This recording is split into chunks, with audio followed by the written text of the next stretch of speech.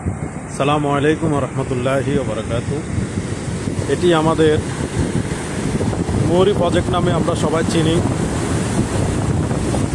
আমাদের ছাগলনাইয়া, পরশুরাম, সোনাগাজী পুরা অঞ্চলের পানি এই মৌরি প্রজেক্টের সুইচ গেট দিয়ে সেচ মানে হচ্ছে সমুদ্রে পতিত হয়।